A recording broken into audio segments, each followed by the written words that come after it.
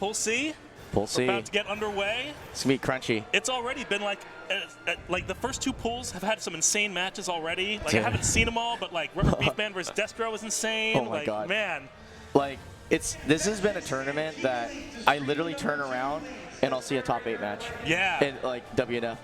This has been an absolute like unbelievable buffet of really good Soulcalibur, incredibly hype moments, and tons of storylines kind of interweaving. Again, like you mentioned, one of the biggest upsets, like Rubber Beef Man is a consummate shit talker when it comes to the West Coast. He hates us. He thinks we suck ass. Yeah, and that's fine. I understand. But he got blown up by Big Daddy Destro. He did. And that was sweet. But we're going to have ourselves, let's see, who are we playing right now? I look like looking like Dime. And I think I heard Dime and CHRONVICT. Okay. Nice. I haven't seen CHRONVICT play that much, but Dime is one of the legendary East Coast Florida Valdos. He's probably the most closest to Utoto in terms of playstyle and skill. So he's going to play like really weird timings and stuff like that. Sort of the exact opposite of how Manta plays. He's just wild all the time. Yeah. Well, I feel like Baldo benefits from like the weird timings, right? Because he has so many options that he can go into. And, you know, if you don't know all of them, you can get caught by surprise by a lot. This is an interesting matchup, too, because Mina is going to be able to, like, control a lot of that space in front of her, but Baldo can punish, too, if Mina makes a big mistake. Yeah, because he's like a big body. He's really like in some ways he's kind of like Dalton in a way. He's like 7.5 feet tall. Yeah, it's hard to describe this. It's like his 2As is like the length of several people's like 6Bs. It's like super long. He is diving in like crazy. He's been really making use of that dive this match. Yeah. It's interesting because most people, or not most people, like Manta would opt for Mantis Crawl instead. Yeah. He is choosing to dive to keep his pressure up and starts to stand. But of course, just as I say, the commentator script, he immediately goes to the Mantis Crawl and gets punished. Yeah. But he's like, the dive is high, but it comes up pretty fast. So it can really surprise you. But Mina just doing Mina things right now, keeping him at range, right on the tip of that glaive. So far, the most important thing about Mina is that she's a good zoner, but really her Oki Vortex is crazy. And so far, Dime has avoided that by basically not getting knocked down at all. Yeah. And that's going to be his key to victory. It's really hard for you to brawl with Manta. Not Manta, sorry. I'm only used to one. With Baldo. With Baldo. Because his range is like really long. It's deceptively long too, right? Because he has like a lot of moves that don't have great range, and then he busts out one that does. Yeah. So it catches you by surprise. Oh, he's getting them in the Mantis shit right now. Here we go. It's looking good. Yep. Half the soul charge there. Get out of there. So now Mina's got a chance, I feel like, because she can drive him to the edge from here. Good mix. Yeah, layering all the good moves so far. Oh, nope, that's a punish, damn. Maybe. Oh, what? Wow, that whiffed. I can't believe that whiffed. That was crazy. Okay, nice punish. So he dives for punish. Interesting. That was a really weird situation. I wonder what CHRONVICT was trying to do there, because that was definitely not a punish, that dive, right? Maybe he was trying to, like, step at the end of that. He was like, oh, okay. He's probably trying to catch back. Yeah. Most of the time. Like, right now, CHRONVICT's thing is like, I need to get away. Yeah. This guy is like shredding my flat. It's really bad right now. I wonder if that is the right decision, though, because, like, Mina doesn't have, like, obviously her up-close tools are limited, but they're not the worst either. Killick. Yeah, okay. I think a little more close possibly with this. Mina's weakness is that she can't really play up close unless you are old and cannot block full crouch kick. That's true, like, genuinely, that's because like the rest of her options is like, okay, 2A, whatever. 9K, really risky. While Rising K, also very risky. She doesn't have anything fast that's up close that can really stop somebody. Maybe like, what is it, like full crouch 3 she got that like 3A like hilt strike, right? And like it's good against Manta. No, I'm so bad at this. No, you're good. You're good. Baldo, hey man, it's only 1 o'clock. Yeah, Baldo, because he only has 2A. He also has the same problem where it's like his up close brawling tools are actually pretty bad as well. Yeah. CHRONVICT, I mean, obviously just got hit, but he's looking more comfortable, I feel like, right now as Killick already. Like, hitting a lot of those tip range things. But I feel like this is where he had trouble with Mina as well, where he's up in Dime's face, or Dime's up in his face, and he's just getting Mantis mixed everywhere. He got robbed right there. He was going for a sidestep punish, and he got retracked super hard midstream. That's Soulcalibur 6, man. You can't jump that gun when you sidestep. It's so you got to be diligent about waiting your turn and then punishing. Otherwise, you'll get retracts. Exactly. Okay. Goes for the Ori mid there on the Oki, so it's always pretty standard stuff. But CHRONVICT getting zoned out a little bit. This is one of Keelix's kind of weaknesses, he has a hard time getting in aggressively. He doesn't move his body forward that much when he attacks. Yeah, it's like his weapon does the range. Oh, no! CHRONVICT was looking so good, and then he whiffed, and it's lethal hit into 60 damage. He's forced to pop the Soul Charge. All right, for the healing. Nice block, nice block. Okay. Voldo and Soul Charge swimming at you. It's so like weird because you never know exactly what he's gonna follow it up with. Oh, that is rough. You thought he was going to low. CHRONVICT was looking so good, and then he just got on the back foot and could not recover. Nice. Oh my God! Hitting him with the toenails, the Voldo toenails. He hasn't cut him in 100 years. What sucks is that, well, for CHRONVICT, is I think he's running normal Ogi. The problem is that you're playing against a character that has like the best back roll in the game. Yeah. He gets to just disappear into like the background when he rolls. And he's the only character that does that. And not only that, but what the hell? Holy moly! He's going for the mid set. Okay. Okay, well that was a little bit disrespectful. He deserves to get punished for that. Oh, that was so. You know what? That's just good shit by Dime, right? Where you see you're in a weird situation already.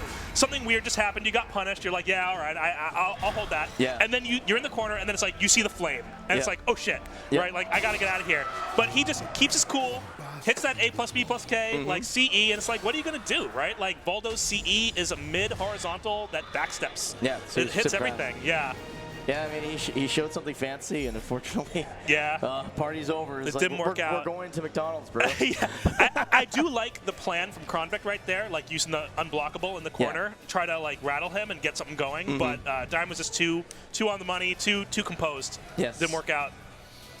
Well, that was awesome. Yeah, that good was first match. That was a good first match. Fun to watch. Lots of really weird shit happening. Like, dude, that's what this game's. That's what I've been noticing is a lot of interactions that nobody's labbed. Yeah. Or if they have labbed, only one person has labbed it, literally on the planet. Yeah. They're just like, oh yeah, that's the one guy. Like we saw that yesterday at the team tournament when Arcraze pulled out the craziest possible Soul Charge choice I've seen in a hot minute. I thought it was theoretically possible for a long time, but to see it in action, and it's funny because I ended up talking to SodaPlay after, who's also a Blotaki player. He's like, I tried to do that and I got hit. I don't know how he did it. It's basically the interaction is that when you go into the kind of like phase stance, if you press a button too early, you become vulnerable. So you have to wait. Oh, you have to. It's like almost like a JF that you have to wait. Yeah. Exactly. Oh, that's interesting. Well, if anyone's gonna know that, it's gonna be Arc, because that dude knows Taki inside and friggin' out like that. Watching him go through the team tournament yesterday and hang on to that last life for his team was like so fun to watch. It was great. It was amazing. That's just a sampling, a little of a sampling. I got to play Woes. Man, dude, that guy is crazy. Yeah.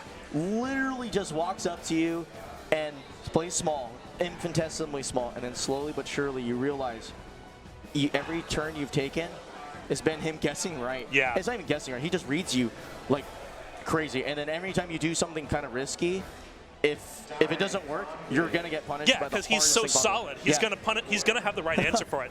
And the thing that what you were saying about Woes, I think is really important to think about with the top players. Yeah. They run up to you and like play small, but it's not just them playing small. They're constructing they're constructing the situation that you're playing within. So without even realizing it, unless you're doing the same thing back to them, without even realizing it, you're playing their game. So it's like, why is this guy like have an 80% right guess rate against me? It's like, because he knew what you were going to do. Yes. Not because he's psychic, but because he has been setting you up the whole time. You're playing inside his structure. Yeah. So like that's really what you see out of like top players. It's so cool to watch. And it's like it's everywhere here. This is the kind of we usually have to wait in 20-30 minutes for a match to show up that's even remotely close to that, and it's usually one guy doing it to another person. Yeah. We're seeing that kind of match play out literally like round one in several pools. And it's just like, I'm like, I'm going to have diabetes from Caliber after this. We're eating good. We're eating good. so good right now. Yo, I've honestly like never seen so much Soulcalibur like in a single room before. Yeah. I've been playing this game since Soulcalibur 2, right? I've been playing 20 plus years. I love that this is like an event just for Soulcalibur. Yes. A celebration. Hell yeah. It's crazy because it's like, this is a game that I think lost a lot of its momentum throughout the many years. No matter what, we always kind of caught a weird break after SC2 hit its peak of being the game so big that it basically eclipsed Tekken at the time. And you can even talk to Tekken heads. They know that during SC2, they were not feasting. It was our game that was really rocking. But once they transitioned to 3, they broke up the console party. No arcades were dying. Yeah. And ever since then we've been slowly we get some little bit of bump, hemorrhage it off, bump, hemorrhage it off. And then the last 2 entries, obviously, we were looking okay. Yeah. Tsunami, 6, literal pandemic. Literal pandemic. I feel like Calibur's cursed, man. Like, We do have a curse, but we hold our heads high. And this is one of the events that really shows that it doesn't matter what happens to us. If we keep sticking with it, we just enjoy the game. We don't need anything but basically each other. Yeah. And it's not to say that we don't accept other people, but rather the maintenance of the game does not require the constant attention and mind share that most people think a game needs to survive. Yeah. Calibur's not dead. Calibur's it really alive and isn't. well. And I was talking to Boo, the guy who retires every year, literally. And we were just watching the matches in pools, and we're like, dude, hey man, I think I want to keep playing this game. I don't think I'm retiring. I'm like, yeah. I told him, I could happily just play this game casually, chill out, do some sets every couple weeks, and have one big event a year. Yeah. And be really okay with that. I feel like Calibur Live is one of my favorite games to play and watch live. Yes. Like, I do think it loses a bit when you do it online. Online it loses a lot. But yeah. I think the hypeness of the game comes through in those live matches. Yes. Like just the game lends itself to close situations and also weird situations. Yes. Because not only is the roster quite large, and everyone's moveset is quite large too. So Yes. people are always busting out moves that you're like, whoa, I've never seen that move in that situation. But because the game's 3D is so granular, you can step such a variety of not just directions, but distances. Yes. You get in these weird situations where the alignment is just not what you expect, not what's normal, and you end up in a scramble situation, and those are hype, right? Those are hype as hell. This game is a very body-heavy game because I think if you're coming from a faster, more traditional Street Fighter S game, you do have faster normals, in anime fighters, but this is a game where every poke has another counterpart that is just as fast. So your decision-making layer, you have time to read the animation, but as far as what choice you actually have to make, it's really ambiguous. This is a game where overheads are basically as fast as pokes. Yeah. That's crazy if you think about it. It's always been a sticking point of wondering oh, why am I having such a hard time guarding in this game or ducking my opponent? The answer is, well, duh. You have 2 equal options with disproportionate risk depending on the character, but typically speaking, it's in the same exact time frame, and that's what really drives this game's decision making, is that you are doing constant, legitimate coin flips all the freaking time. It's just amazing. Very Yomi heavy, in a very different way than a 2D fighter. Yes. Where in a 2D fighter, you're kind of looking to stick out pokes, and if it hits, then you do your follow-up, right? Yes. Where this game is it's totally different. You're looking to break down your opponent's mental, right? Yes. You're looking to notice specific ways that your opponent defends in specific situations because of I feel like stuff like counter hits mean different things in this game too, as opposed to normal 2Ds. But let's not get too lost in those weeds. We're about to have an amazing match coming up. Yeah, we got EVILBUHO. Yep, and Ramon. Colorado's finest. He's actually a TO that has been grinding it out forever. Hell yeah. He's one of the most hard-working dudes in the FGC from the back end side. Fuck yeah. I mean, let's hear it for the TOs, right? No, we were talking about we were just talking about the fans keeping it alive and everything like that, and that's true. But man, the folks setting this up, who Jesse and Juice and Rain and everyone TOing, so much props to them. Thank you guys so much for setting this up. This is makes my heart full, right? This kind of event. It was funny because when I set out to sort of discover this game, the vision that I had for it was kind of what this ended up being, which is, one, we would finally find where Soulcalibur was, because on the West Coast it's actually kind of it was hard to find people. I remember I was one of the first people to actually even get to play SE6 as a normal human being that wasn't in the press. And I got to play it at CES 7-8 years ago because Markman brought it to the Razer booth. Holy shit. But the process of even discovering other players was me tumbling into an 8-way run Discord, knowing absolutely nobody, because this is a game that you might have discovered on YouTube. There doesn't seem to be a lot of people that play in tournaments but also do content, and that's because we're all players here. Yeah. This is a game that is not really driven by any narratives outside of the ones that we produce, and that's a blessing and a curse. It's a curse in terms of new players, because nowadays it's really hard to just be well, you're at the mercy of what our subreddit does. we don't really contribute too much to it, to be honest with you. Like maybe Ben with these comes and trolls once in a while. But realistically, we don't really push something that's unified. You have to kind of go excavate the scene. And I, as someone who's played a couple games and tried that, it's really, I get it. It's hard. It feels alienating. And you sometimes just run into weirdos. Yeah, and that's the problem with online. Yeah, just in general. Yeah, exactly. So in this game, it's kind of like is a sort of underground game, but we now have, I think, like anytime Chapter runs an event, I'm ready.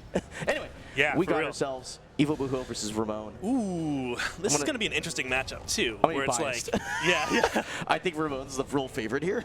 Ramon, Ramon's strong. He's been playing forever. Yes. Like his Sophie is so nasty. He's like an SC4 god. And he's also like extremely, he's one of those players that's extremely solid, like in the neutral, and willing to play small caliber and take those little advantages against you. But he's playing against the one character who literally does not subscribe to that game plan at all. He's about counter fishing. But I will say this, I know Ramon's looking like he's getting cooked right now, but he has said to me, and says to many players, like, I just spend the first couple of rounds downloading. So getting information. Yeah, don't count me out just yet. That's but right now, he's grabbing. The confidence of that, you love it. So it's gonna kind of come down to the next Yomi here. Oh, good job, yeah. Even in his download round, he's already been like, okay, I'm getting some confidence here. My opponent likes to be aggressive, so time to make him whiff. See if Buho can. We'll have to see how Buho makes adjustments. 6K. Because if he's ducking his normal grabs, Astaroth still has those crouch grabs, and those crouch grabs hurt. Hard punish too. Okay, what's the look like? Wow, Ooh. good choice. Using his anti-armor move. Double hit. Oh, that's going to be dangerous. Oh. All right, so now this is difficult for Astaroth here. Great wake up, though. Yeah. Staying on the ground doesn't panic tag. Very smart. Okay, he's already basically mixed up that, but he goes for the big 6K read and gets smoked out of it. Wow, clutch from Ramon. That's like two very clutch reads in a row from Ramon, like the duck in the first round and then the step in the second round. Yeah, and like 2A is definitely on the mind. The big body characters basically have this weird property where their 2As are actually lows. Yeah. So you have to worry about a sort of pretty long-range mismatch. Oh my God, Buho is cooking right now. Scoops. Hey, he finished the string. Yeah, he's like celebrating. He's like, okay, let me show him that flame. I kind of like the risk reward of that GI there, because if you get hit, you lose the round. You're already in a bad situation. But if you get the GI, you have a chance of winning the round. Yeah, right? You could probably do something cheeky like the jumping K to do the reverse ring out. There's a lot of options there.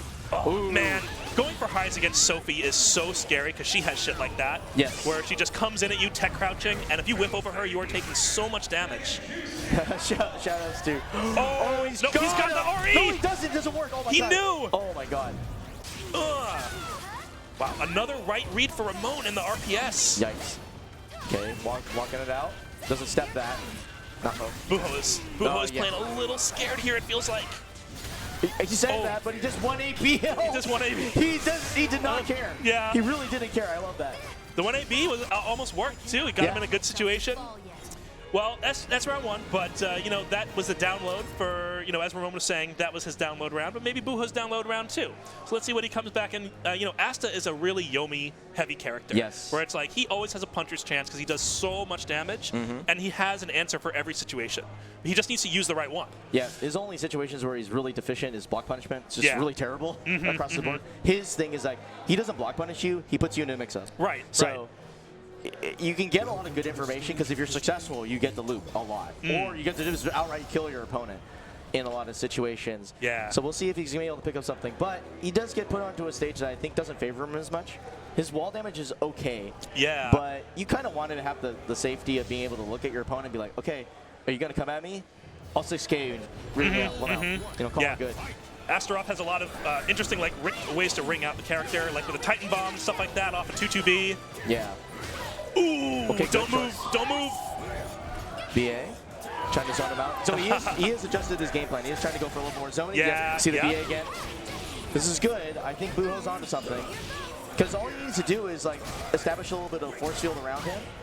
Well, we'll see what he gets with this wall combo. Oh, he drops it. Weird bounce. But you cannot challenge Astaroth when he's back turned. Wow.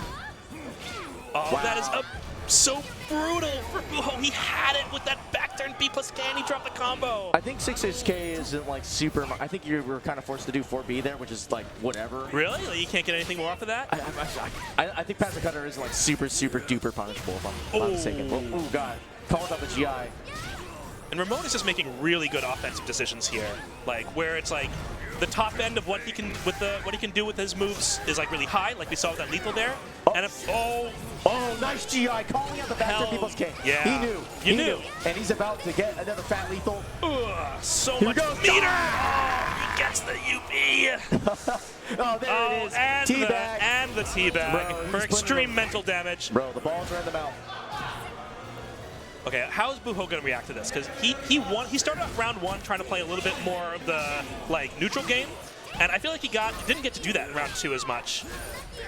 He established it, tried it early, but we went really full screen. So I think it shows a little bit to Ramon that, okay, my opponent's a little scared. Yeah. Let me just wait him out, see what happens. Ramon can definitely smell, like if he's like one of those players that's played enough where he can smell if you're scared.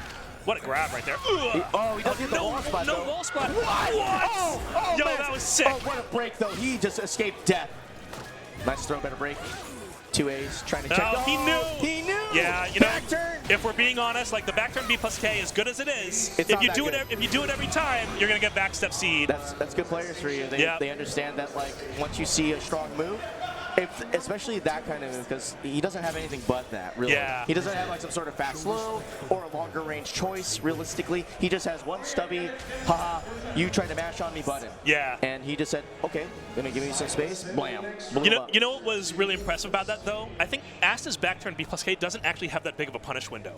No, like, it's really it's tiny. really fast. So the fact that he was able to nail that CE with the timing is like he knew what the situation was, 100%.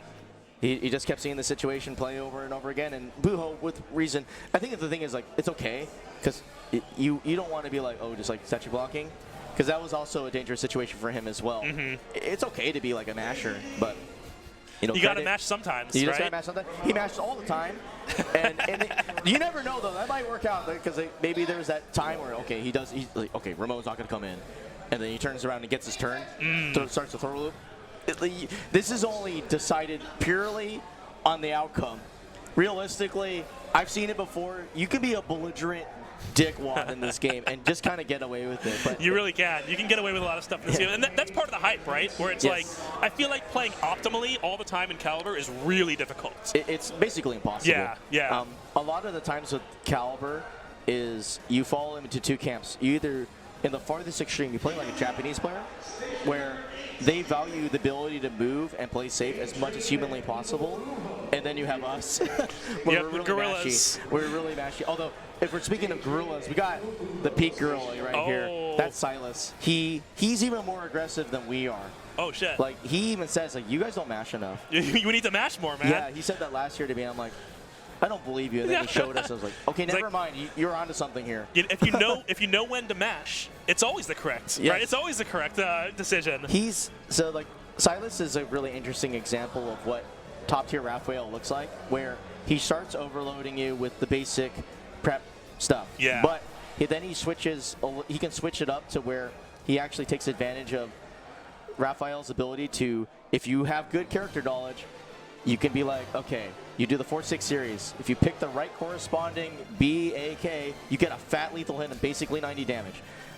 It's the one thing that sets the scales off a lot because he only needs to guess right basically once or twice on the big defense, and then the rest is just like, okay, he can poke you down. Yeah. If they don't win the knowledge check, that's the other 50%, and so it makes the game really, really short. That's what he talks about when he says like basically like being more aggressive. It's because he has a sort of like a backup plan, which is like guaranteed a ton of damage. But again, it requires like just unbelievable amounts of like, I know how this character works. But he's playing against LEANXTRIFORCER, again, another Astaroth. Sometimes you could throw it out the window. It's really easy for Astaroth to run away with the game. Yeah. Because especially against Raphael, although, well, actually no, this is a bad matchup, but you can get away, like if your opponent is very prep heavy, which is the start of a lot of the offense. Yeah. Bullet's just really crazy good in this matchup sometimes. I feel like 6K also is probably a good option against like Shadow Evade. Get that counter hit. Yes.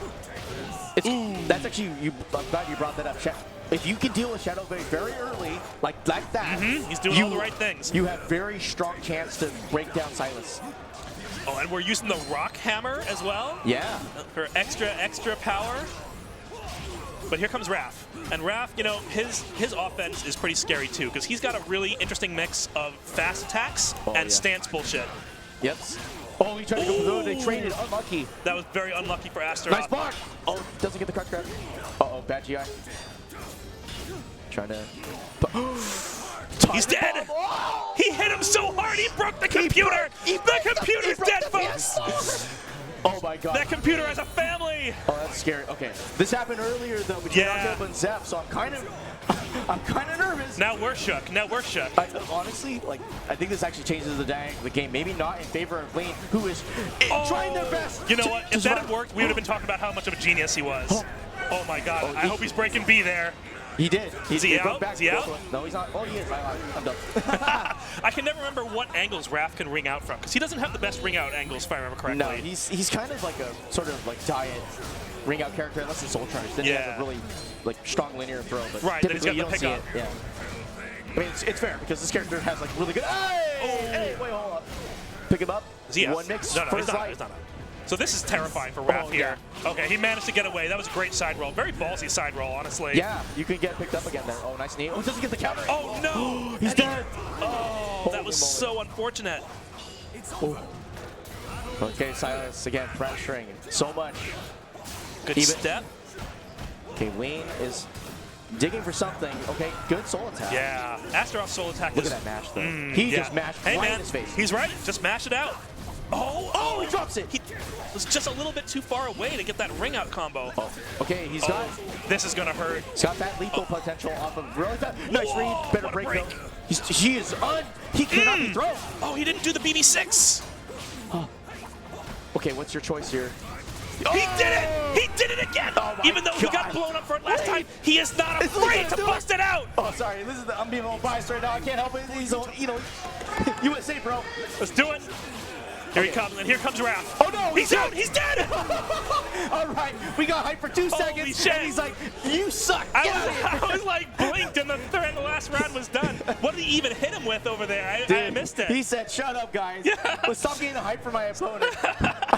I will bury you and your family. That was ridiculous. He's like, watch this pro mashing. Like, Raph does like that thing where he stabs you like 500 times. It's like, that's the power of mashing, right? Raph himself is mashing. That was crazy. Good choice, though. He immediately took all the momentum and dumped it in the trash. That's the kind of thing, though, is that in this game, you have to be ready to be able to keep on to your lead, both emotionally and literally in the game. And it's like, it's hard. You can kind of feel yourself. And actually, this kind of cursed though, because like Lean is a momentum kind of guy, and for him to be stripped of that momentum so quickly is going to reflect in this match. I'm already seeing it right now. He's really got to regain his composure. So let's see what he can do with the mental here. And that's the thing with ring outs of Caliber as well. Like ring outs in particular can change the momentum so fast. And here we go. This is a big stage though. It's going to take a long time to get to the ring edge here. I feel like that probably favors Raph, since Raph is like not as good of a ring out character as Asta. Yes, he doesn't want it. If anything, Lean would be like, okay, I want to be near the wall. Although we said that earlier, he got rung out. So yeah, he doesn't want to be near the wall. Okay, he's down to 1 poke, but can he clutch it out? We'll see. Lean is digging deep. Oh, nice block! Oh, but he's not getting the punish on that block. Okay. Nice duck. Gets 2A, calls it good. I feel like that's the second time we've seen him not get the punish on the stance low K. Yeah. And he's really got to be punishing that, because that, like, if you're going to be trying to block that, risking getting hit by the mid, you got to get your punish in. You need something. Yes. You need to get paid for it. It's not enough just not to lose. You need to win. Yeah. Okay, avoids the bleed, but he is still pressing. Oh no. Is that gonna? No, not quite. But the 1B. Man, perfect, man. Just a sequence of just suffering and pain and anguish on the Golem's end. The Raph train coming at you. Oh, and he knows. He said, do not do that high. Do not do that high combo against me. I will duck it. He's trying to GI, though. I'm not sure how I feel about that. I feel like you're putting yourself in big danger here.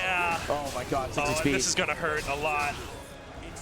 Man, I haven't seen a single 4-6 punish. I have to say, though, he's just running him down. He's being very, very diligent about not overcommitting against Astaroth, because if you overcommit with a linear move against Astaroth, you are going to eat so much 2-2B damage. Here it comes. 3P. Gets punished. Speaking of damage, that Astaroth breaks him over his knee to go up 2-1. He's saying, no, no, no, no. We are repping Astaroth. Astaroth is not going down like this. The 6K starter. He's feeling himself. 2A. He's keeping it small. He gets the crouch grab. He's going forcer. Do not. Cleaning time. He got it. He's dead. Is this it? Goodbye, sweet prince. No, he's still in. He's still in. God. Okay, Soulcalibur, he's putting on the pressure. Let's see where he goes with this. Okay, SSYLUSS is ready to come back. This looks so good for Astaroth right here. It could be. He knew exactly what to do. How did he even think about HIing a 1A? Nobody does that. A+B gets punished. Oh no, is he real out? bad. He's losing momentum. Okay, okay. Oh, another No, no, 3D. he's alive. He's alive. He's alive. He gets struck. He's alive. He's still alive. He's got one more chance. One bleed. The GI from the heavens itself. Oh no! He got him again! He cannot be grabbed. He cannot be grabbed. GI He knew! A+B. He grabbed it. He can't be grabbed. No! The charge K! The charge! Are you kidding me? With the charge K? The charge K in top 24 for his tournament life? Are you fucking kidding me? Dude, nobody does that. Not a single person would ever do that. Yo, why Nobody would do that. Why did the charge K not do the attack throw there? I don't know. Like, I don't understand half of what's even going on. Did he not charge it fully, maybe? Dude, that was crazy. I can't believe it. I guess he didn't charge it fully. That's what threw him off. Because he got the counter hit. Yo, can we talk about how he won with the BB6 too? Like, holy shit. Dude, like, he literally did everything weird, humanly possible, and that could have got him killed. Every single thing was slow. He could have got mashed on, but he had the momentum. He just managed to steal it. He picked everything that, like, absolutely everything. SSYLUSS is like, What's going on? We got new stage, new life, and now we were just talking about how Triforce is a momentum player. Let's see if he can take that hype-ass end to the last round and into this new stage. This is insane. Oh my god.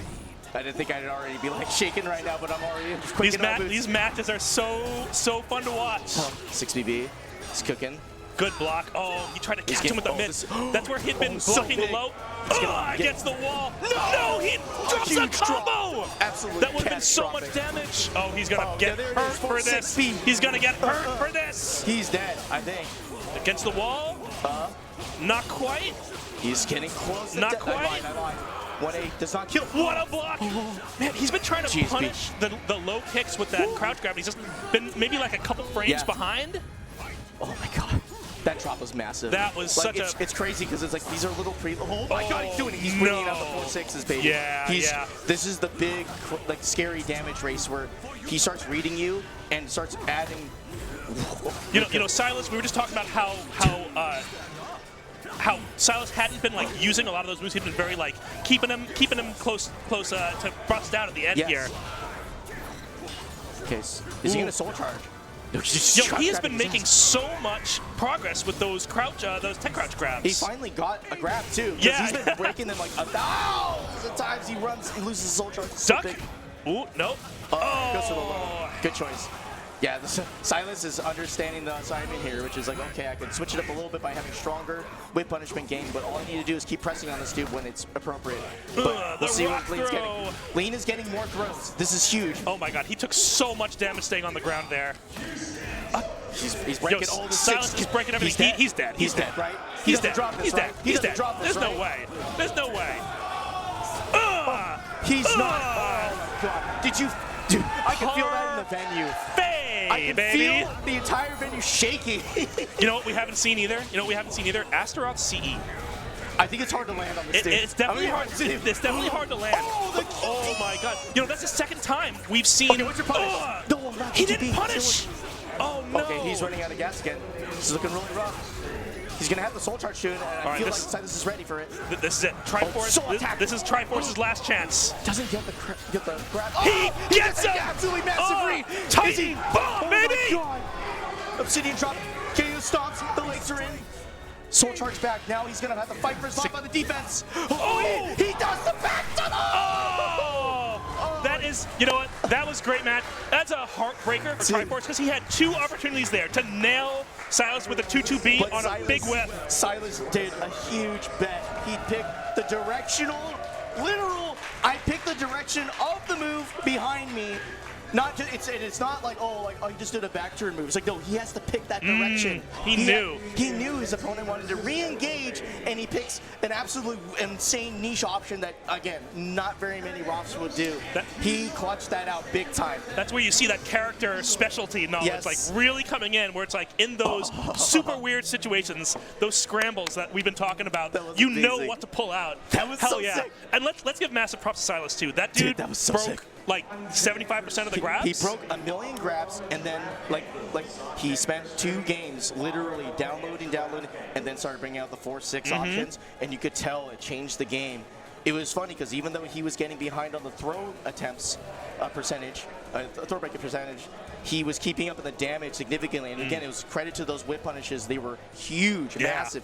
That's the thing about Raps, that they run out of gas. You eventually figure out, okay, this is the whole, this is the Jenga tower. I don't have to play the game anymore. I could just be like, pull, right? Like you know where the weak points are. But since he amped up in a different spot of the game in the whip punishment, you could tell it's like, okay, Lean's like, oh, I can't just keep doing the same thing because now I'm really dying for it. And you know, you're gonna eat so much damage on a wrong guess there. Actually, both those characters can nail you for so much damage on wrong guesses. Like Raph has that really strong, like linear moving forward counter hit. Like, what's up, man? What's up, big boss? It's just one of these few times NOVAMAGE is actually going to take advantage of one of the rules we don't see often. He's electing for a blind pick and has revealed his pick to the TOs. Oh, it's Amy. It's a sorry. You're Yomiing it. This is your lock of the week. Okay, well, who's he playing? Oh yeah, who do we got? She's playing Minty. Okay. Okay. So Minty's like a Hao player right now, and she also plays Huang, right? This is actually a really good reason to blind pick because you don't. Hao Maru into Amy is actually pretty good against specifically NOVAMAGE's Amy. NOVAMAGE likes to play small. You can like backstep. Basically that, but also so NOVAMAGE's problem / solution is that they really value white rose. Now, if you talk to anybody who plays Amy, you always hear about the red roses. JJJ will burn you at the stake. Yeah, if you say white rose, I've heard JJJ espouse the red rose. I say as someone who loses to the white rose stuff because I don't know what's happening, but in terms of how long of a lease of life you get a long time to play the game before you start getting overwhelmed by all the crazy stuff. Because white, it does guarantee red roses after a certain point pretty easily, but you are fighting for your life the entire time. Sometimes when you get the white rose, it's fine, but it's already round 2 or 3. You need some way to lock down your opponent from moving, and you're not going to get that by like going parry, blah, blah, blah, all over the place. You need to have access to 4AA. You need access to your strong options on Oki, and your increased damage and your ability to generate extra meter really quickly. It basically amps her offense up like crazy. Defense is fine, but you have to understand that defense based off of hard reads is in Caliber a very difficult task. We were talking about like how hard it is to play. Dangerous too. Very dangerous. Although not as dangerous for Amy because like her windows are quite wide. Yeah, I mean like Amy's Amy. But you're against a player who's like turbo lame, like in a good way, like Minty. It's like super. It's a really bad gambit. I don't think it's worth it to play into the Harmo against. However, in the long, amazing. I think you are able to be a bully. You're able to steal turns. You're able to compete at a pace that allows you to damage race, and you don't have to worry about the damage too much. I mean, it's enough to where if your opponent's ready to dump talismans, trouble time. Yeah, because Huang's not that good on hit, right? Like his on hit is like +2 generally. His on hits are very they're almost like gentle in terms of gentle. Their that's a good way to put it. But in the end, the thing is like Minty can play very aggressively with the big stuff that actually counteracts the like this character's not supposed to be plus on. It's like but you're getting hit by talisman moves, 6A+B, all that crazy stuff. And that's not how that works either. Like you can keep your turn a lot. So against that, it's a little bit. I still think it's a little bit better. And again, like it makes sense because you're trying to avoid the Haramaru Amy matchup here, specifically that. As Amy. Yeah, because.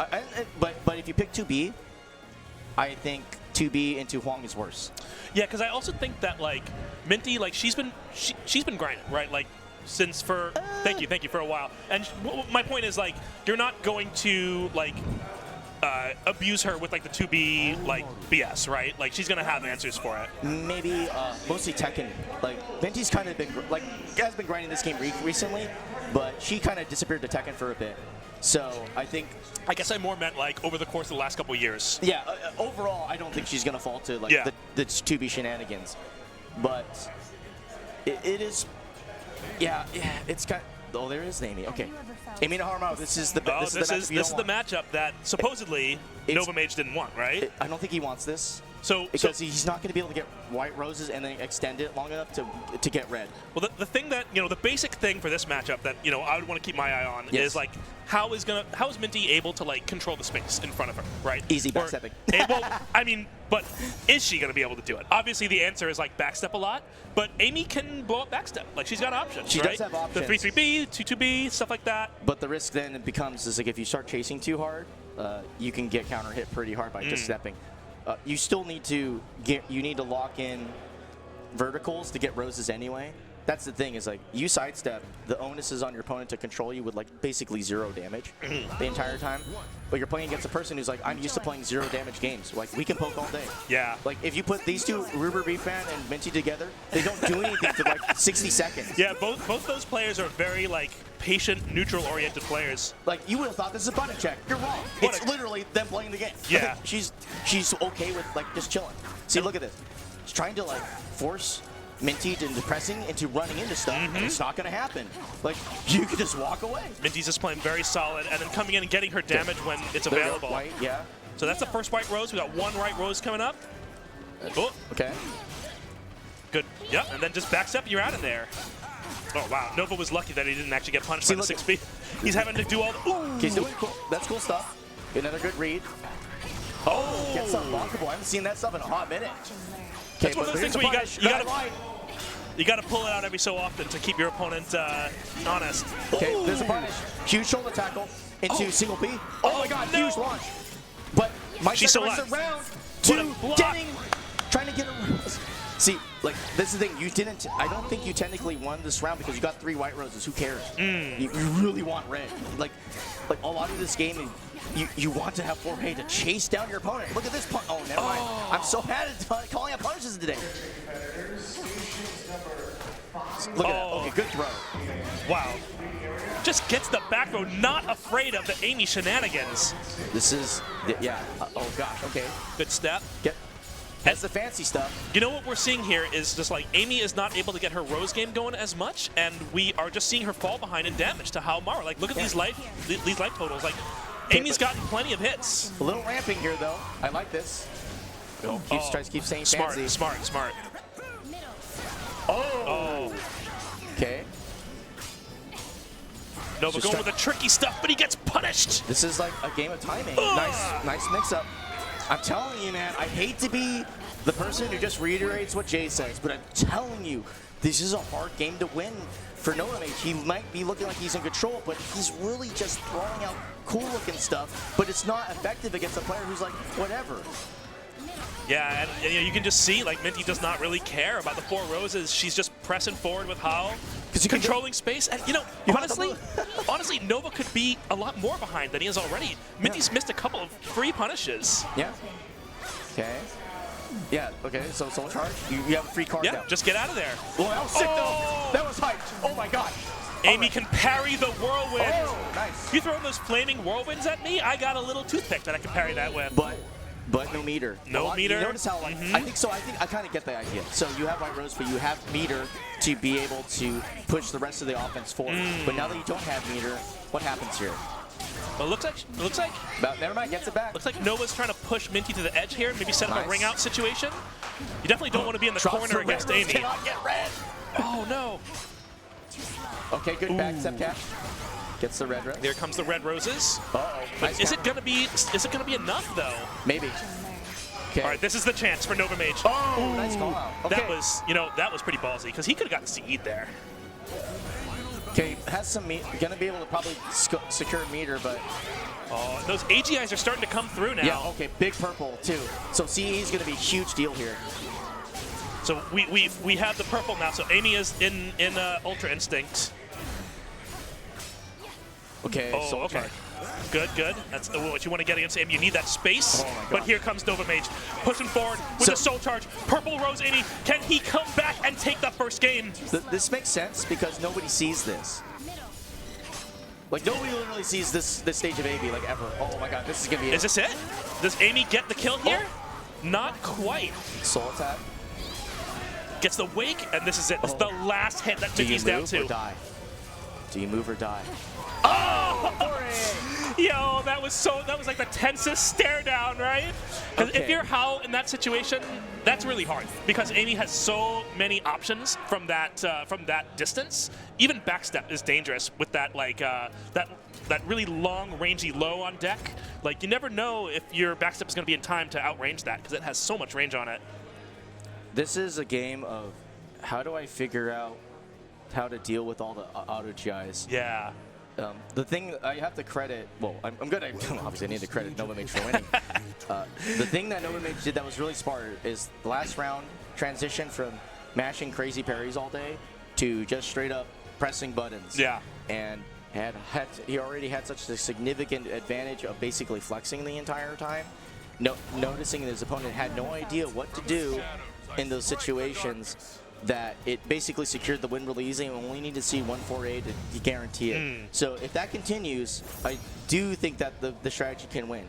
But again, if this character gets behind and can stay, you can really reverse snowball this. Yeah. White Rose, you can see it's just like hard reads, hard reads, hard reads. A lot of the mid game was him getting a lot of incredible reads on AGIs without being like super fancy feast about it, and that was really the foundation of the win condition. It wasn't the end part; it was the middle part where it's the hardest to do it because your opponent basically has more resources to work with and more knowledge. So we see Minty going with Huang here. I wonder if Minty actually is like way more confident in this matchup, or if they're just like I think feeling not great after how they lost that first after lost that first round. I think the idea is that, okay, laming out works, but it keeps the clock on for too long.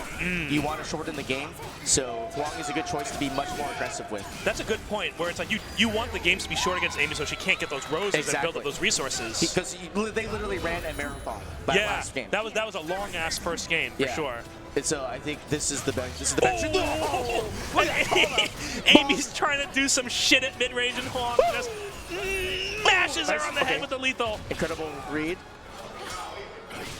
Okay, good 6-8. A lot of tech crouches there, just absolutely doing numbers right now. Yeah, and you see Amy making use of that annoying-ass 3A.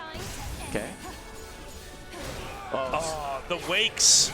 Nice punish. All right, but Minty's on the offense now. Let's see what she can get done with Soul Charge Huang. Single A. Lots of highs. I think Good he's trying backstep. It's kind of funny. I feel like NOVAMAGE is literally begging for his opponent to duck. Yeah. It's like, please duck, I swear to God. Okay. Tries to get the wall spot there. Oh! Good duck punish, but not quite. Oh, didn't quite get that whole punish combo the way that she expected, I think. Yeah. Well, that was unfortunate, too, with the 6BB. I think it had the right concept, but... Oh, and she was a bit low on talismans, too, so she starts off with a little bit of damage on her. Shouldn't be too much of a problem. I mean, like... Oh, the fat explosion. Popping Amy up into the air, even though she stepped around. Okay, White Rose. Oh my God! And here we go, Amy in. Oh, just cannot sidestep. Amy in your face. You gotta. The mental stack is so much. There's so many things to look out for. So hard to make the right decision. This is huge. Oh, nice trace B, but it gets already done. Ooh, another Rose. You're trouble. Oh, it just barely whiffs. And Amy can play that range game too, apparently. NOVAMAGE has a strong game plan here. Playing against someone who has to kind of swing big for the fences and good at identifying exactly what the choice is going to be there, making the White Rose work somehow. And losing that last round was actually really difficult for Huang because, again, he starts off at negative talismans. Oh. But this is looking like a speed run. Hold on. Yeah, this is looking pretty good for Minty right now. She forces out the meter, but still has Amy pinned against the wall. Oh, tried to do the leap back, but Amy does not care. Nope. Speaking of which, does it hit? That time, Amy cares a lot. Amy is like, never mind. Oh, what the tricky shit!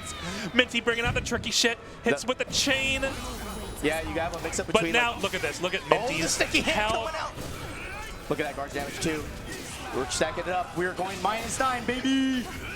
It's the last round. It doesn't matter how minus you are now. All that matters is who can take this last round. Oh, Nice. it's got to be a big punish here. Oh, does it get the It does wall? not get the wall spot in the dome. Oh, we got a counter hit. Okay, Nope. soul charge. Okay, soul charge. Pressure, So now pressure. this is kind of a neutral situation here. They both have the same amount of life. They're both in soul charge. Have a bad. Whoa, nice. He's not dead. Gutsy. She's not dead. She's not dead. Nice gutsy call out. What did she do? What's the choice? Oh! What's wrong with this PS4? Yo, what? But that the round was already over. The computer died right as Amy did. I Yo, swear can to we get gosh, some new I'm hardware losing my here? brain. Can we get some new hardware? Oh my god. Okay, so a couple things that happened there. One, more aggressive game plan. You're able to Yeah. run it down a lot more. Yeah, he wants to establish it too and be like, because it stops you from moving. It's yeah. really important for his entire move. But we're finally crawling back we're doing it. desperately to the set that has been put over the rocks. Man. It is chilled to the bone. We're on ice. The players are on ice. So this is almost like a sudden death best of This one is a sudden death best game of one. now. This is team tournament. Yep. We're back in the experience. team tournament. We are back in the team tournament, and we don't. But the question is, this would be the most diabolical move that I could possibly imagine, and I wonder if it would even be possible to try this. NOVAMAGE goes for blind pick again for extra icing on the cake. well, I Evil, mean, evil well- game plan. well, he wouldn't need a blind pick, Wait, right? wait, wait, wait. Because Minty's locked into Wong. I don't see the screen. Oh yeah. The preview isn't matching the screen. Shoot. Okay. I think the capture card is either not assigned correctly or it's Ooh, we got- Thank we got- Thank we got- God for refresh. I saw him do it. I was like, okay, refresh the Production's scene. on it. Production's on it. Oh. We're gonna keep it together for Okay. this. Wong Amy. Yes. And back on Murakami Shrine. Yeah. So here we go. This is like a decently like. $500 in the match arena. Hold up. When did that happen? Can we talk about the $500 in the match arena for a second right now? I just saw it. I was like, whoa. All right, we'll talk about it after this match. Yeah, after but this match. all of you donating to the match arena, thank you so much. We hope you are having as good a time as we are. I am having a hell of a time. I cannot believe I did That was that. sick. Oh my God, we're starting off crazy already. Hold up. NOVAMAGE just did 2 insane reads back to back. This guy's nuts. All right, and getting some momentum with one right rose. Ooh. Jeez. We still see Minty trying to backstep and like create the neutral space. Okay, throw some lows out there. I think that makes sense though, because maybe that's a good analysis right point there. More lows means less auto GIs, because we saw a lot of cycling between high mid, high mid, high mid. Yeah, I didn't see a lot of the low auto GI. That low auto GI is probably super risky to do for Amy. There is again. Oh! Oh my god. And here we go. This is where we were talking about before. Like, Amy just does not have enough damage to, like, really close out these rounds. Oh! What is happening? What's that? What was that?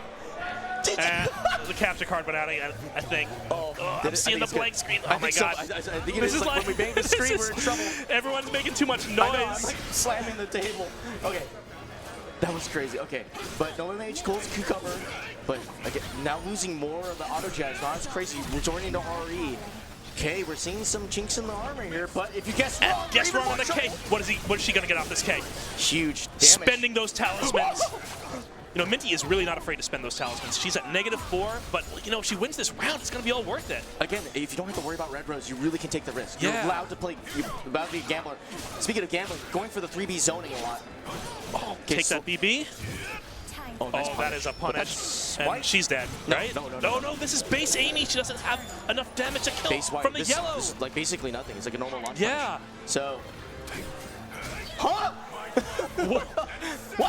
What? I think just a weird timing, and she got it! She got it! She's got oh, this. is She's so got- bad she's for close. NOVAMAGE. This is so bad for NOVAMAGE. NOVAMAGE only has 2 white roses, Okay, and Huang didn't going even spend red. that many talismans. Going red. Oh, it's so weird. Oh. Nope. Maybe. Okay, maybe trying to go for a quick purple to then swing the game's momentum around by slowing the game down by having the scary I-12. It's basically near instant kill option here. I mean, it's a good move. And the if you're negative on- 4AAB. On talismans, you actually do it. Oh my god, No, she didn't hit the combo! Oh, that is so heartbreaking. Okay, stay full screen. Oh, Oh my god. we're both dancing. We're both dancing. That was crazy. Okay, soul charge. Soul Charge, I like it. I like it. Nice punish. I think that was a counter. Ooh, great break. Doesn't move. Doesn't. This is so doesn't scary for flinch. NOVAMAGE here. Even though NOVAMAGE has a lifeline. Does he even Not have- dead, not dead. No, lethal, No, you're lethal, right, that's lethal. Can she finish it off? This is it. Not quite, not One quite. poke. All right, we're back to neutral. We're back to neutral. Nova needs to do something here to finish this out, because if he loses all of his soul charge, Good choice there. You know, catching that was the movement. Oh, that was so close to that 6K hitting. Holy shit! And Speaking of holy, and now Minty's actually not in that great a position because she spent so many talismans getting to that point, and we're at 3-4 roses for NOVAMAGE. He's almost at purple. 3-8. Okay, tries to catch. Oh, great tech crouch. And we're at purple. Amy has officially gone online. Super Saiyan. No I-12s allowed. No negative 12 moves allowed. You are dead. You're dead. And Huge. look at those talismans. The talismans are at -9. -9. Oh my god, it was looking so good for Minty, and now it's looking so bad. Minty got seeded to the next round. This might be doomsday. Oh no! But you have a stick of butter. Look at that. You have a chance. And we've got the ring out as well. Oh! What's your punish here? Gets in You with gotta a get something counter. big. And the AGI comes through, making the offense go. This is a one-turn game, man. But Minty is fighting back. gets the mix. Minty is not gonna go down without a fight. Look She at is Fresh. pressing forward, Gets the spending mix those again. talismans. The last soul charge. What can she do with This is this? so dangerous because your opponent can immediately get meter. And matches a single A to call it Nova good. pops off. Oh, Minty is heartbroken. That is so sad. Oh my god, what a great set. Oh, my it's such God. a shame for Minty to go down with just like trying to press forward a little bit, assuming I think that Nova was probably going to AGI after, I forget what was blocked at the end there, but Nova instead of AGI finishes the combo, catches the attempt to restart offense. Oh, that was insane. What a match. Oh, that was so fun to watch. Holy shit. Man, okay, so. Man, that whiff 2K was that the was biggest heartbreaker so heartbreaking. of all It was like time. if Huang, if you just hadn't cut your toenails yesterday, you would have won. Just that one interaction was the end of the game. Because like -9 is a death sentence in a lot of ways there. Yeah. But honestly, Minty almost won that. Even at -9, she almost pulled it out. Like imagine if Nova had gone for an AGI there, the same way that he had been doing at the end of every round. It was actually kind of the smart move on Minty's part to try to restart her offense there, because you do the AGI, you wait for just a breath, and then you attack and get the counter hit, and you win. Yep. Man, that was crazy. That was insane. That was such a good match. That was insane match, super high level caliber, lots of really fast decisions where people are just. I mean, both of those characters are going to push the pace, right? Yeah. Like Amy especially, and man, great match from both of the players. I know that's probably was a really tough loss to take, but Minty has no reason to hang her head. That was really well she played. lands up against when she goes down in bracket, because this is a shark-infested water. Yeah, there's crazy amount of strong players today. My bracket was literally a buy into playing Woes, into playing Raztalk. You have to understand that. Good luck. I've never played Woes before, but he's like one of the best in the game. And then Raztalk has consistently, and I mean consistently, 0-50'd me in casuals. Shit. Like, that's how good he is. This is, like, no, I'm used to being able to, like, coast and, like, cruise on a couple dudes who's like, oh, I like Soulcalibur. Not It's today, like, man. Not today. We got today no was like, easy you get matchups. dropped down, you're playing against a top 8 player, period. It's awful. It's crazy. But, I mean, this top 24, when we get into it, is going to be pretty hype. Like, we've got some, I mean, all those strong players from the Black. I mean, I correct myself. A lot of those strong players didn't make it out of pools. Like we got crazy names that are not making the top 24. I'm going to see who got dropped out, because like a lot of people got murdered. Like I think Manta didn't make it out. Yeah, Raztalk didn't make it out. Oh, and that Manta match. No, between I him think and Raztalk didn't make it out. I'm wrong about that. Yeah, I think Raz made it. Let me double check here. Slowly but surely squeezing my Heaton internet. didn't make it out. Yeah, Heaton was a huge surprise to me. But that dude is super strong. He's really good, and he's also has the advantage of, like, nobody really knows how he plays. He plays the most interesting Siegfried I've ever seen. Like, he does all this back turn stuff, and it's like, he makes it work, right? It's like he just knows the situation better than you. All right, so we got the Ramon Giraffe match that we were talking about earlier. So this is going to be Sophie versus Setsuka. both these characters, you know, they want to play in the mid-range, they want to go for big punishes, they want to control that space, not make too many mistakes in front of each other, use their evasion and their movement to really bait out and punish risks from their opponent. So I think it's really just going to be a matter of who can do that better, who can play more solid. This is young versus old, but in a very similar vein. This is like the new school of Caliber playing against the old school, and it's hard to say who's good at, who's kind of like the better, because these matchups tend to get really scrappy and weird, mostly because the older player will value letting the opponent kind of hang themselves, but newer players at GIRAFFEKANKLEZ level are really good at exploiting people that be passive. I feel like Giraffe is really good at not hanging himself with the space that you give him. Okay, they're both going to give each other wide berth. Nice punish. And, you know, Giraffe is not going to miss those punishes. See, that's that friggin' 6-6B. It just controls so much space in front of her. Dude, what a easy. He just goes for that? What? This is crazy because this looks like a match that has been played out for much longer than the first round. Yeah. Ramon's already taking a pretty big early risk. I think he just understands that Kankles is... and that's what you were just talking about. Ramon doing the tech crouching angel step approach, beating that jumping high from Setsuka. But he's running out of health. Okay, goes to the standing low. Goes to the hook kick. That 1A with Setsuka leaves her. Ooh, 8B. Jump. Wait, did that catch step in some way? Oh, I missed it. He retracted because he tried to punish so too the early. timing was good because he basically is anticipating his opponent doing a movement and then punishing. But if you pick the jumping option first, you actually get priority because you didn't move. That makes sense. So much knowledge about this game there is to know. What a good option from Giraffe there. But he even better. With the no, he didn't get 56K. He actually got cooked on that. Yeah, Ramon didn't get the input that he wanted. But he stabs from downtown mid-screen, says, hey, buddy, eat that. You think you can move around or, like, do anything? No. I am going to stab you in the guts, and you are going to lose the round. That was crazy. I'm telling you, Ramon is not playing at all like he normally does, where he does the research rounds. He's like, dude, I prepped for this guy. I'm ready to go in. He's ready. And I think this is throwing up Kankles. He's like, oh, I'm going to bully this old man. But he's not getting the momentum he really wants here. Nice GI. And that's going to be the second round for Ramon, certainly. With that juggle into the stab, going up 2-1. I have to say, Ramon's looking kind of nice right now. Ramon's looking kind of nice right now. Kind of nice. 6-6-A. Okay. Good AGI there, and here comes the lethal hits. That annoying thing. You know, she needs it. Here we go. Get out of the corner. That definitely want to get out of the corner. Do not want. How does he just do that? But Giraffe knows. Giraffe, you know, that is something that Giraffe is really good at, is knowing where he can put in those reverse impacts, and you don't expect it because most people don't know where to put them. Oh my God, he was about to do the sickest combo of his career just there. Punish that. Yeah, great punish. Here we go.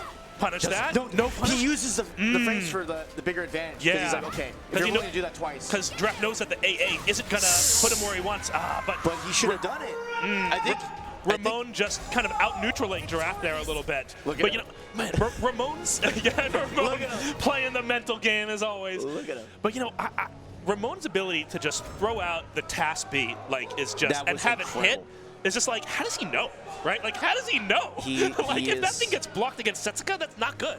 Yes. You actually take Twister. Yeah. Yeah. This is the. I think you've nailed it on the head. The amount of risk involved with that is actually bananas. Yeah. You actually just straight up lose all your momentum if you get that block. But that is the strength of Ramon. It shows the level of confidence that he has in his play and in his reads. The knowledge. Yeah. You know, he knows his opponent. Like, this is a player that has played Kankles in plenty of sets. Yeah. And he's just saying, I'm showing off my homework right now. A+. Really just catching his opponent from being able to play the spacing game. And very unorthodox spaces too. Like, usually we're seeing that, used to seeing that later stage and like basically this round, but we saw it round 1, man. Crazy. I can't believe it went for the 2-2B right off that. Yeah. Playing a little bit more small caliber now, getting those 1Ks. No punish. Yeah, that's a tough one. It's such an awkward move to punish because she goes just enough up in the air that a lot of moves will whiff. Getting that wall rise K is the punch for the 1K. Definitely need to punish that properly. Dude, and this is the wall combo. He is dead. Oh, the reset, the non-combo. Oh my God, that was so cool. And Setsuka's already got full blue. Double A's. Okay, they're just So poking much around. patience coming out. He mashes, it makes sense. You're minus on hit there. You know what I've noticed? Everyone is mashing against Giraffe after the 1A. Yes. Because Setsuga's like -6, -8s there, something like that. Yeah, it's everyone is mashing against Giraffe. Oh, it didn't work. What's Yari? Does he guess wrong? Hell yeah, he does, but not Okay, too much not too damage. bad, not too bad. Yeah. Yeah, Okay. re-soul charge. I like it. So now they're both soul charged up. You gotta punish that. You got to say. Oh, What? oh, what? Oh, He didn't get a punish off that was so weird. He should have went for a minute. I think he didn't expect to block the second hit, maybe? Maybe he thought he got counter hit by the first hit. That was insane. No, Ramon like literally would have lost the round if he Yeah. punished that correctly. He just wasn't ready for the Angel Step B to come out. Yeah. Like 2BB is like really risky. Oh my god. Okay, 3K. 2H checks. Okay, yeah, he's getting his time. He's playing it really slow. Goes to the Back throw. Oh, that is so much damage. Get assassinated, bro. Oh, but he's not out of the woods yet. Happiness throw. Wake Checks up. with the cranes. Good patience to not. Oh, and that time he held it long enough. He says, "You're gonna reverse edge against me? No, I'm gonna hold this and GI break attack." battle. Nice GI. Good block. Oh, what's your punch? Nothing. Wow, that was so dangerous. Ramon's really gotten away with a couple of things. You know, a couple of really risky things. Oh, the butt. The hip attack. 2A checks. Single B. That He got is it. that is so smart by Giraffe. Small game. So smart. Small game. And now look, he's got yellow too. He's just got a couple of pink to go, and then he'll have full resources. We'll see if he needs to really use the soul attack here. Right now, I think he's worried about the idea of his opponent just junking meter and then running him over. So he's playing more passively here. And right now, he's getting beat up on the ground, but okay, He's kind of luring Ramon to the ring edge too. I wonder if he's trying to set something up here. Nice punch. Punish that. Yeah.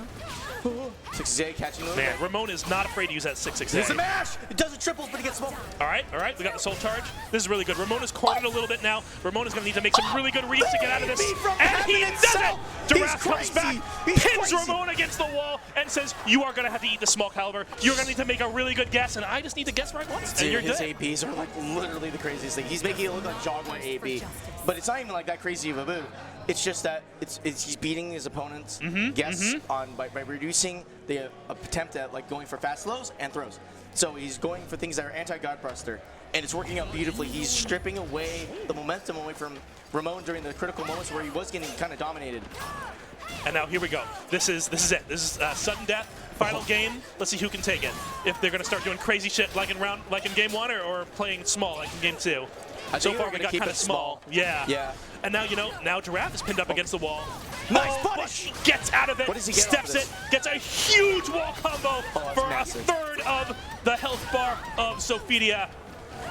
Oh, Another 2-2-B! 2-2-B. Punish. Oh, and now those 6-6-8s get real dangerous when you're low health. If you're too close there, yeah, you're risking life and limb. And DraftKinkles is punishing very correctly there. This is a game of small margins, man.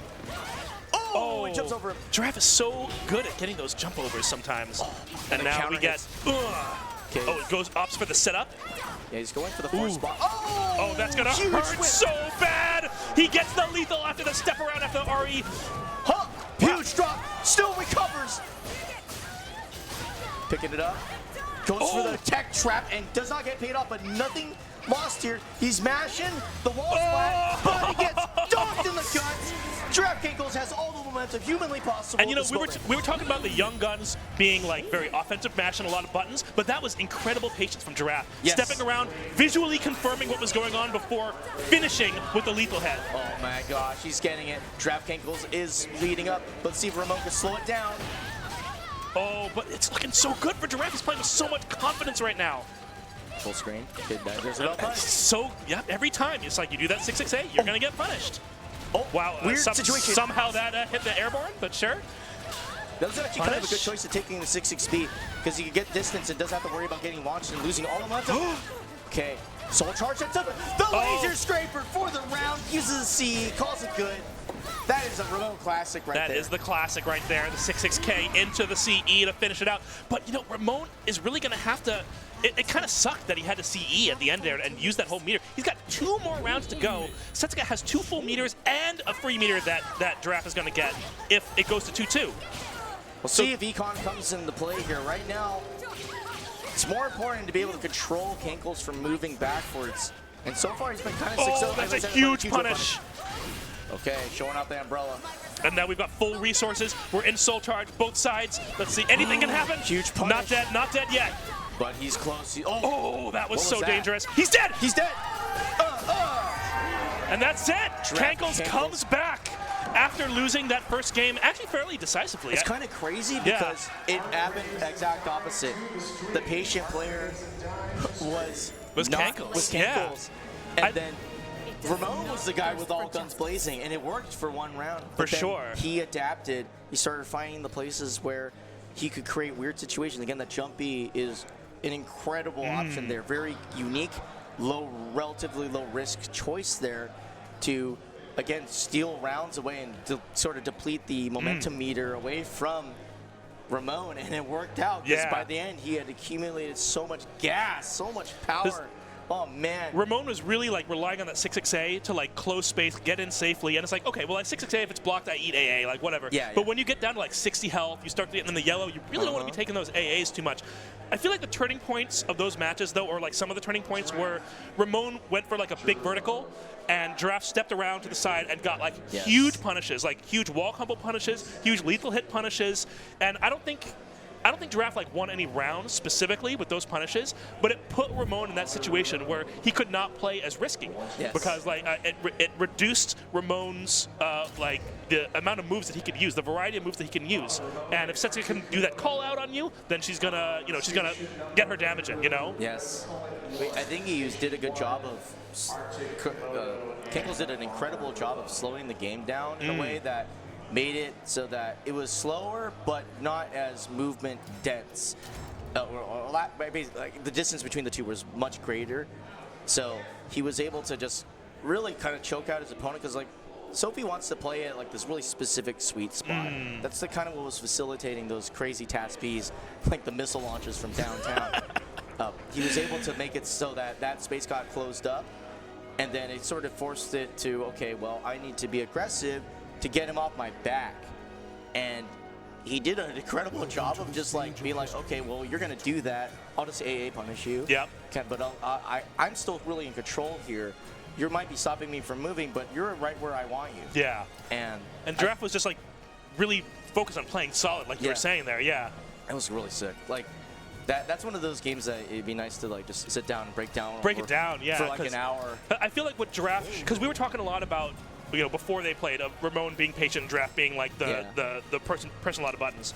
And, it played out like that kind of in some parts, not all the time.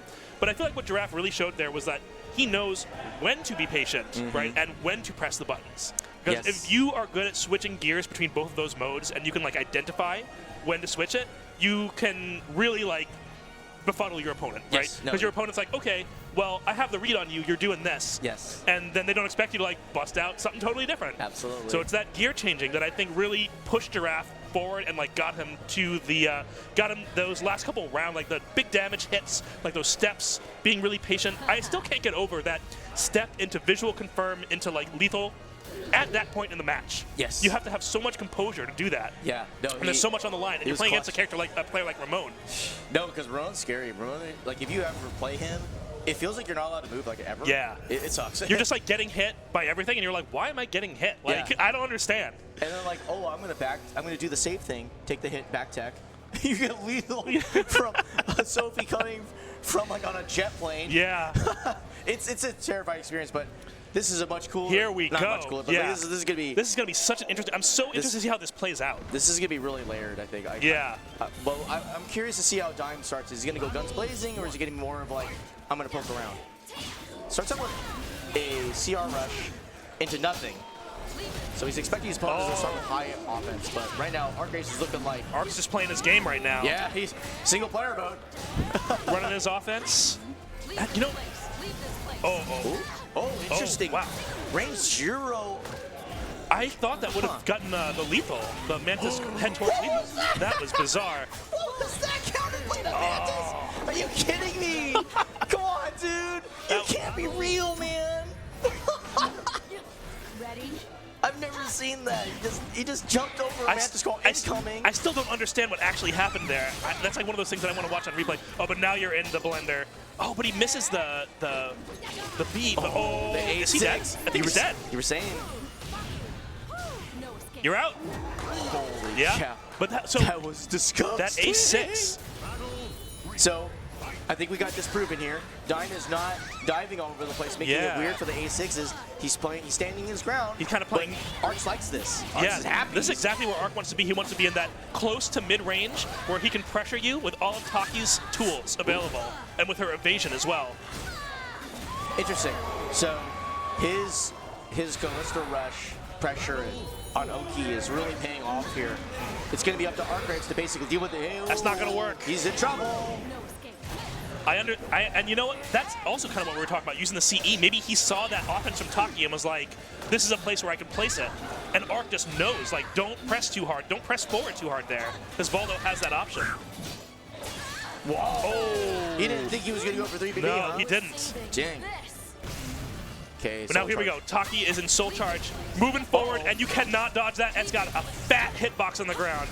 Yeah, only super. Oh, that is a He's punish. sick like it. He's sick like it. He knew. He's nice like that? He's new. He's nice like that. That was sick. That Good was choice. actually insane. Good choice, Yeah. good choice. And the punish was so much easier, too, because I think he was in back stance, right? And Yes. the CE's only like I8 from back stance or something crazy like If that. it was I would not be Okay, happy. maybe not I8. I just remember it's fast as hell. It's fast. I told him for that range is ridiculous. That is twice the range of a move in his class. Doesn't duck it this time. Does the dive. I can't believe Arc did it a second time. That was so ballsy. He's going to nice eat a punish. lot of damage. Uh-oh. Arc. Oh, reset. Okay. So what? So now we're just even at like 2-2 apiece. We're both at about 60, 70 health. 1 meter each. Okay, what? Nothing? Oh. Bro, the Twitch duck. He is in that. Is he going to be able to head. finish Taki? He's going to mash something. Okay, Soul Okay, Charge. Soul Charge set up. Taki's got to re-Soul shot. Charge here, right? That was huge. Okay, no punish. 3K, he's going to play. Keep it But small. it's too far. It's too far. Yeah. Oh my god, he blocked for his life. Oh, CRK. what? Oh my God. How does he know? How does he know? How did he? Oh He my didn't goodness. finish his dinner though. He should have. Well, it looked like that kick was going to hit right at the end. Oh, that is rough for Arc because he started off so strong. Well, Art should have maybe did Jumpy B. I don't know. Yeah. That's such a difficult situation because Jump BB is also real dangerous. You know, it gets jumped. He just didn't. I think he just missed the confirm. Maybe, yeah, That's it's really possible. brutal. Oh, that sucks. That's like because you're right. It is risky, but he got the hit. So Yeah. But man, so one thing I noticed about Dime is that he's really okay with letting his opponent kind of come to him, and he doesn't really mind if, look, because like this is, I guess, the opposite of Manta. Manta wants to keep full screen pressure with Mantis Crawl, but Dime is okay with his opponent and be like, I want to walk up to you. That is very unique, and I know Arcus is like, why is he letting me walk in on him? Does he know? It's a good question because he just tried the back stance B or whatever that is and got A6 for a third of his life. So let's see. I mean, that's when Arc was winning the rounds last game. That's what he was doing. He was successfully like playing that small game and getting those big punishes. Oh, yeah, it was that A. huge whip on his Yeah. Oh, I feel nice. like Arc hit the A and was like, wait a minute, no, he's in Mantis.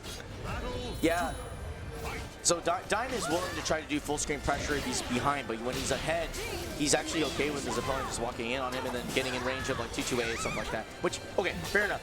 I think that's a really good idea.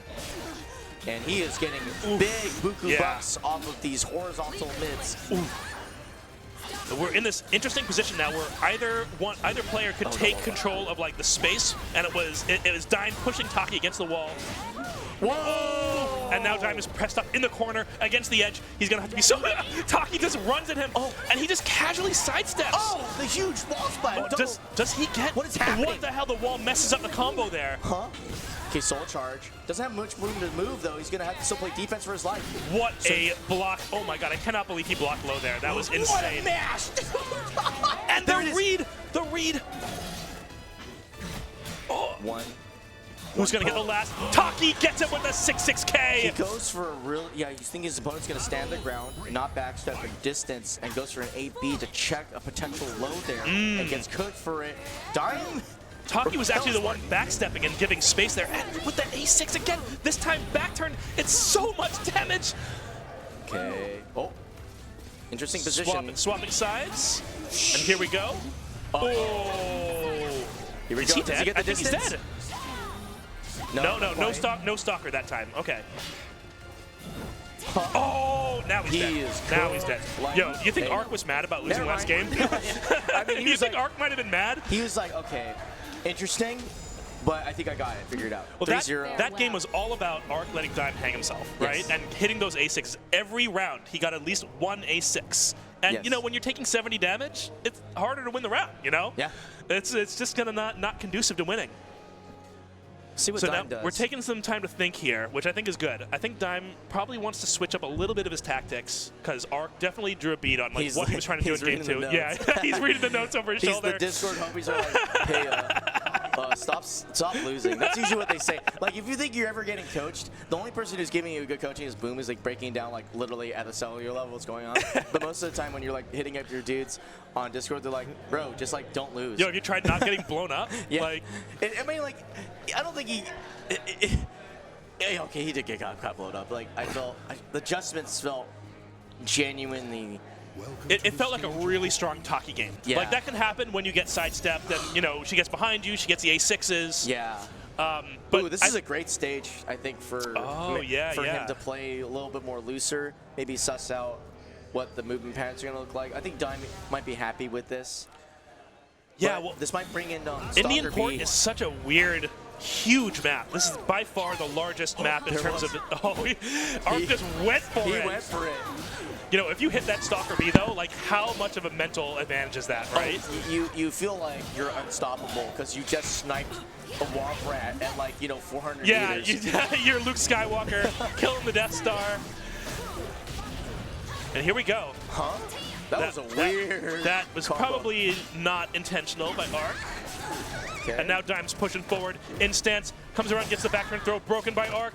Another throw. Arc does not break it this time, and he loses the first round off of those backturn throws. He really laid the mix really deep. Hori mid or take throw. I do not envy this man. 2A check. And now Arc is trying to push Dime up against the short wall, trying to see if he can pressure Dime and reduce the types of moves that he's using for fear of getting rung out. And launches him. Oh, but gets a weird situation. What He the went for hell? the backwards combo. Yeah, which is technically an airborne, I guess. Yes. Okay. Soul attack. A little Utoto-esque, but just challenges with 3Bs. Like, hey, listen, I've seen this before. Oh, Dime has blocked every jump mix-up that Arc has tried to put on him. Every single one. Arc loves doing those jump mix-ups, especially on Wake Up. You know what's crazy about that? He did a reset for kill. If he did the rest of the B, he would have just like barely guts down to like maybe one hit left. Instead, he just says, I will do the work early and I'll go into another low. It's really impressive. That's just really smart and like in control of like how you're thinking about the game. What is the best move in this particular situation? Oh, and he is trying to trap him so hard. Whoa, he got out. Oh, there it is. It comes out again. Oh, he's good. Yeah. He tries to hump it away, but you can't hump that away. And you're going to be eating the Meki Maru for a lot of damage. do it again. He's just right back in the Mantis. He does not. He's like, you think I give a shit? Like, I'm just going to go right back in the Mantis and fuck you up. All right, Arc's back at the board. But even Steven on meter. See what Dime's got cooking. He's going back in the Mantis. Ukanice goes for the Approaching 6K. 6K approach. I think that's okay too, because like your opponent's gonna 6BB you. Yeah, I don't think Voldo has a 2BB. great way of massively punishing 6K and block. Definitely no launcher Yeah. level status, so I think you're okay with going for 6K as a choice sometimes. Oh, the mix is layered. He's trying. You know, again, Dime sees the jump. He's been blocking the low out of the jump, and Arc tries to trap him, and he's just like, nah, you're doing mid this time. I know. The air hit. It actually He's gonna swim on him. That was crazy. What a confirm. Oh, this is Okay. so dangerous. Yeah, because I thought CE was coming again. Yeah. Oh, the gut pounder kick gets whip punished. Dime is close to securing victory. Arc has one more chance, and he hits it! He does the CE! He yomis the attack. He knows that Dime was going to be ready to finish it off, smelling it to finish it off, and he hits the CE to go right through it. I swear, this splitter knows the hype. It can smell the hype. It can smell the hype. Oh, that was so good. Such good use of CE from Arc, too. Uh-oh. Pause. All right. Well, the tension. The tension has is reached its palpable. fever pitch. We are literally freaking out the hardware. the last round of the last game. Both of them have like a meter and change stocked. And we're going to see what we're going to do here. My hope is that maybe we can get a restart. Oh, man. Go up to 2-2. This is going to make top 24. Oh, my God. An absolute nightmare, God. my guy. Oh, man. You know what? It happens when things get hyped. It's definitely because something's getting shook. Something's moving. Something's getting shook, and it's like... I wonder you what know it is. You know what it reminds me of? I was playing on my DualShock last night with someone on PC. They had their laptop, and I had my DualShock plugged into it. But then every time I would like move around a little bit, the friggin' thing would jostle in my thing and come out. That's so funny. This dude. reminds me of that, right? Where it's like, don't move. Like if you get hyped, don't move. That's crazy. I wonder what it is, but hey, man. I guess it's kind of punctuating the excitement. It is. I'm not gonna lie. Usually tech issues are anti-hype. I feel like these are the hypest tech issues. Somehow even the tech issues are a little hype today. Yeah. No, it's kind of amazing that they managed to pull this off, to be honest with you.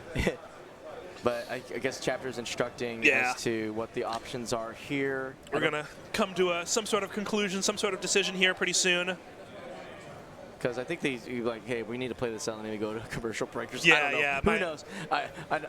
Production said nothing to me. So, but we'll see what we do. We've got a number of other setups that haven't been I still messing think up. it's a splitter. I don't know if the setup. Yeah, you're I probably think that right. setup's fine. It's doing its thing. It's being a PS4 as it's wont to be, but it's definitely production hardware is cursed. Yep.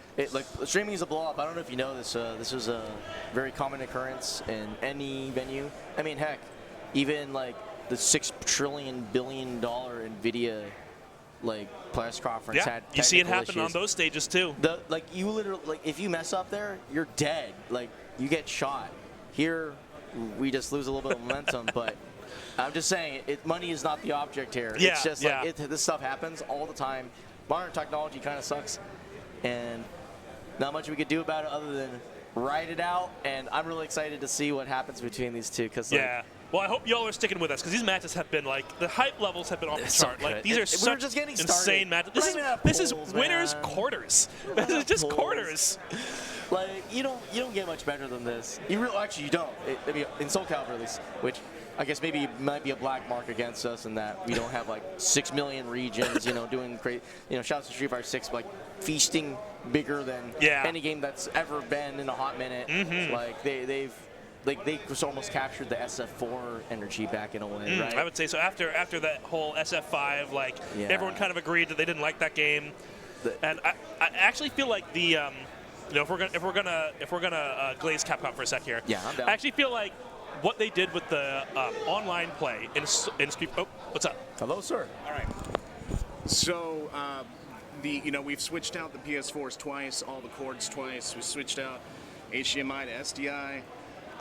At this point, we're glad we have an hour lunch break coming up because it's going to be nuts to butts diagnosing what's going on. But at this point, I talked with both the competitors. What we're going to do is just start it where they're at, with 54 seconds on the clock. The reasoning being is because Dime and Arc have a very unique amount of meter, and we do not want for Dime to lose that advantage that he currently has, where he's a hair's touch away from 2, and Arc Graves is a hair touch away from 1.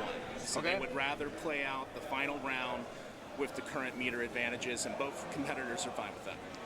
Excellent. Sweet. Gentlemen's rules. That's exactly the way we want to see it, right? Pick up where we left off. I think it's important, so we need somebody like me or you to go up on stage and whenever, like, just pretend that we're playing and then jump around a lot. Yeah. And then see what happens to the We'll stage. have to stress test it over lunch break, right? Like, they just got to get me to, like, all you need to do is show me a picture of Okubo, and I will make that stuff, like, crumble, man. Like, I promise you. Hell yeah. Well, we only got one more round left in this winner's quarters, and then we are on to semis. And, man, if we can avoid any more blackouts, that would be great. But, you know, hopefully y'all stay with us. Here we go. Last round. It is hype. We are getting ready to see who's going to move on to winner's semis.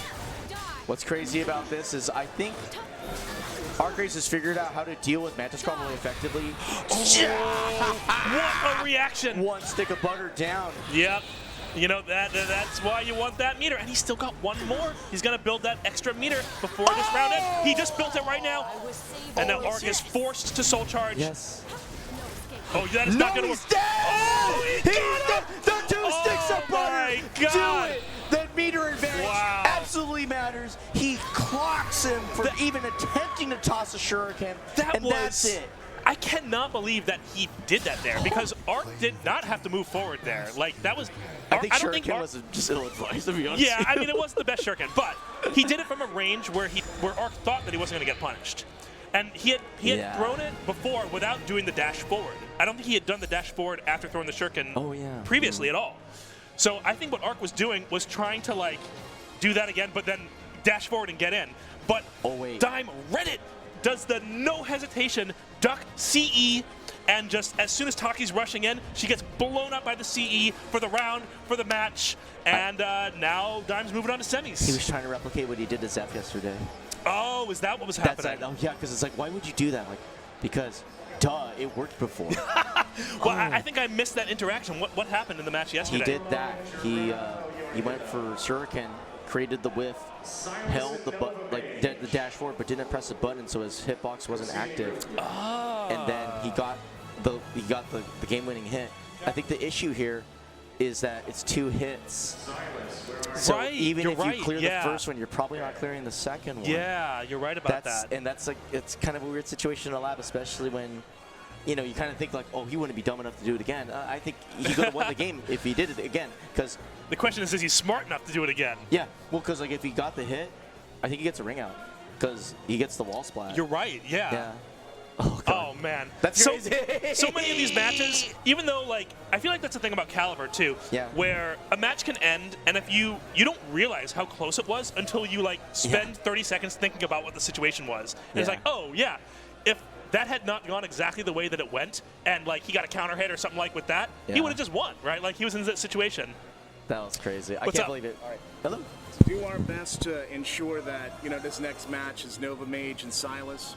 I do not want to risk anything, so what we're going to do is run the rest of the loser sides of Pool C offline, and then we're going to move SSYLUSS and NOVAMAGE over to twitch.tv Satellite Fighters, where there has been 0 issues. So we're going to go over there and play the matches over there once Pool D has finished up their side of things. So you will see SSYLUSS and NOVAMAGE over there.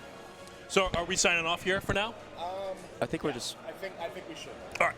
Okay, so. Cool. Well, I hope you guys enjoyed the matches. Head on over to Satellite Fighters in a little bit and see the rest of this pool. I mean, head on over now and see Pool D. Pool D is also probably hype as hell. I haven't been watching. I can't wait to go. Yeah. I can't wait. Anyway. Sorry about this. Yeah, sorry about the tech issues, folks. We're trying to make sure that we have the best experience humanly possible. We still have Soulcalibur. Thank God we have 2 streams. Who would have thought we would actually need them? But here we are. Here we are. So yeah, head over to Satellite Fighters. So yeah, we're gonna sign off for now. It was a pleasure casting with you for the first time. That was sick, awesome. Dude. Yeah, You're so much. Great, man. Thank you. You were super fun too. And we'll see you guys later. We'll be back for top 24. Peace.